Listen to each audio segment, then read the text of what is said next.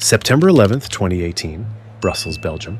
The morning begins normally inside a maximum security prison on the outskirts of Brussels. Guards move through routine checks, gates open and close on schedule, and nothing about the day suggests danger.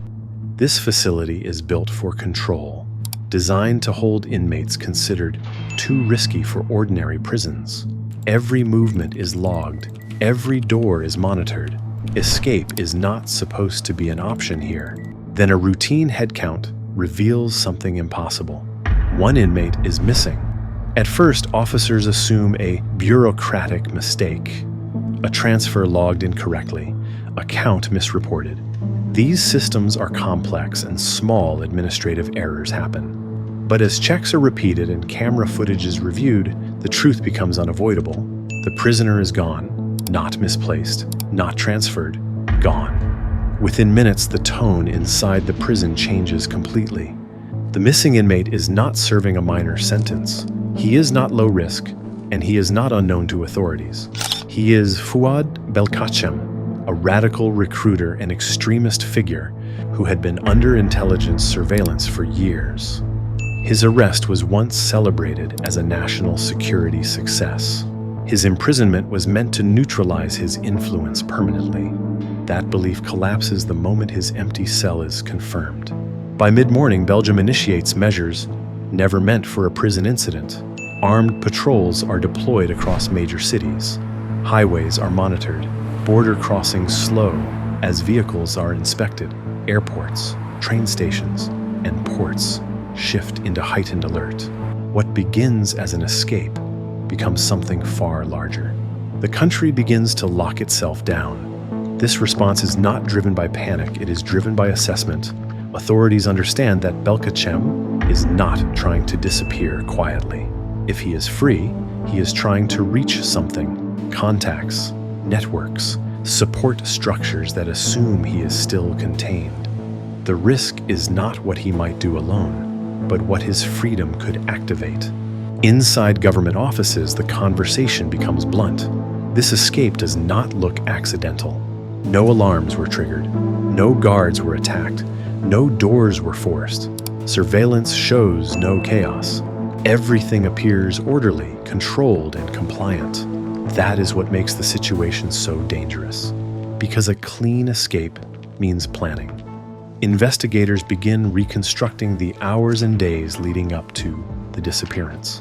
Guard rotations, maintenance schedules, access permissions, routine privileges. What they find is unsettling. Nothing stands out as broken, no clear violation. The system appears to have functioned exactly as designed. And yet it failed. This forces an uncomfortable realization. Security does not always collapse when rules are broken. Sometimes it collapses when rules are followed by someone who understands them better than the system expects. Belkacem did not overpower the prison. He moved through it patiently, learning its rhythms, its assumptions, and its blind spots.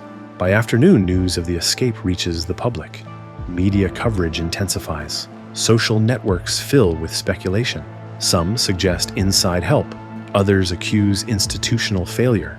Officials release minimal information, knowing that every detail limits their ability to contain the situation. Silence becomes a strategy. As night approaches, Belgium remains tense. Checkpoints stay active. Patrols continue. Helicopters circle key areas. The public feels the presence of authority everywhere, yet reassurance is thin. One truth is already clear inside the state. This escape will not be explained by a single mistake. It will expose a deeper weakness, not of force, but of confidence. As investigators work through the prison's internal records, a troubling pattern begins to emerge. Belkacem did not escape through force or deception in the traditional sense. There is no evidence of violence, no damaged infrastructure, and no emergency response triggered during his departure. Instead, the escape appears to have unfolded quietly, layered inside ordinary procedures that had been repeated thousands of times without issue. Belkacem had spent months observing routines most inmates ignore.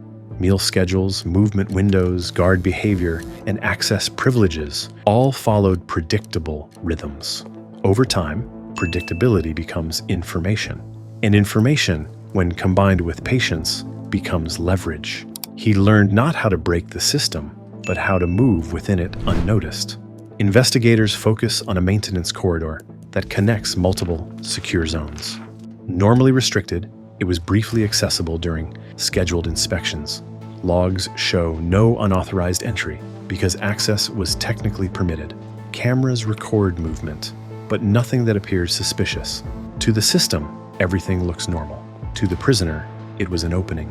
This is where the escape becomes dangerous to explain publicly. The system did not fail due to negligence. It failed because it trusted its own design too much. Procedures assumed that compliance equaled safety. Belkacem exploited that assumption by behaving exactly as expected until the moment it mattered. As word of these findings circulates internally, pressure intensifies on national security leadership. The escape is no longer just about recapturing one man. It raises questions about how many other systems rely on the same fragile logic. If one inmate can walk out of a maximum security prison without triggering alarms, what does that say about other high-control environments? Meanwhile, intelligence agencies begin tracing Belkacem's known networks. Phone records, past associates, digital footprints, and travel routes are analyzed simultaneously. The concern is not that he will hide. The concern is that he will connect. Extremist networks depend on symbolism, and a successful escape becomes powerful propaganda. This possibility explains the scale of the response. Belgium does not mobilize because it expects immediate violence. It mobilizes because it understands momentum. An escaped figure like Belkacem represents opportunity to those watching quietly.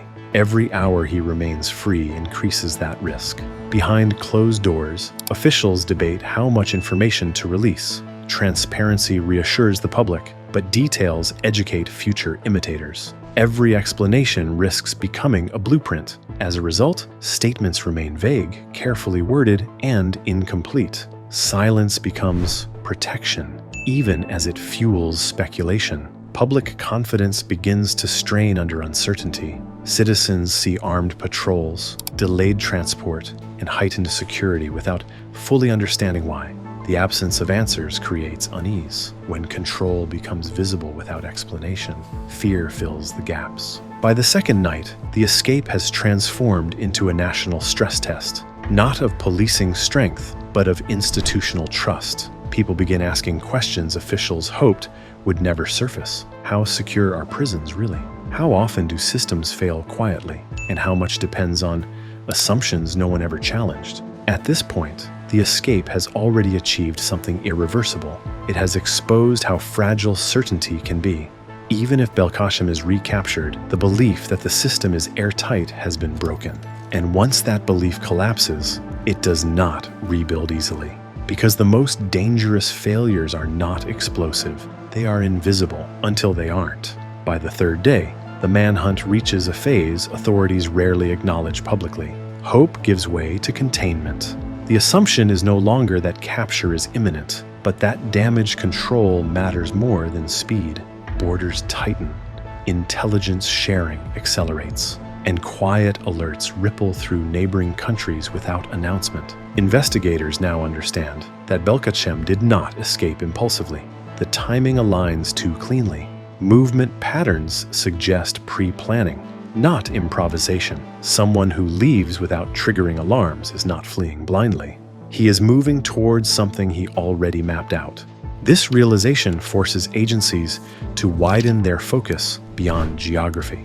Attention shifts to communication channels, safe contacts, and ideological networks that could absorb him. An escapee with symbolic value does not need to disappear forever. He only needs to reappear once in the right context to justify the fear created by his absence. Inside government briefings, the language changes. Officials stop asking where he is and begin asking what he represents. A failure of confinement becomes a test of deterrence. If one high-risk individual can bypass a maximum security facility, others will study the method rather than the man. This is why details remain scarce. Silence is strategic. Every confirmed fact risks becoming instructional. Even minor procedural acknowledgments could expose vulnerabilities shared by other prisons. The state chooses opacity over reassurance, knowing public frustration is cheaper than future replication. Behind the scenes, prison protocols across the country are reviewed urgently. Temporary restrictions become permanent considerations. Access windows shrink. Movement permissions tighten. The system reacts not to this escape alone, but to what it reveals about itself. Eventually, the pursuit narrows. Information accumulates. Patterns tighten, whether through intelligence cooperation, human error, or pressure from isolation. The escape reaches its endpoint. But the resolution does not restore what was lost, because the damage was never about distance traveled or time spent free. It was about confidence. The belief that some systems are unbreakable had quietly sustained public trust. That belief did not survive this moment. Even after capture, the story refuses to close neatly. Parliamentary questions surface. Internal audits expand. Training manuals change tone. The escape becomes a case study, not a headline. And case studies linger long after news cycles move on. What remains is an uncomfortable truth institutions rarely admit. Control does not fail loudly. It erodes through familiarity. Systems built for order assume obedience, and obedience becomes the blind spot. The country returns to normal on the surface. Transport resumes. Armed patrols fade. Daily routines settle back into place. But something subtle has shifted underneath. A prison did not just lose a prisoner. It lost certainty. And certainty, once shaken, is never fully restored.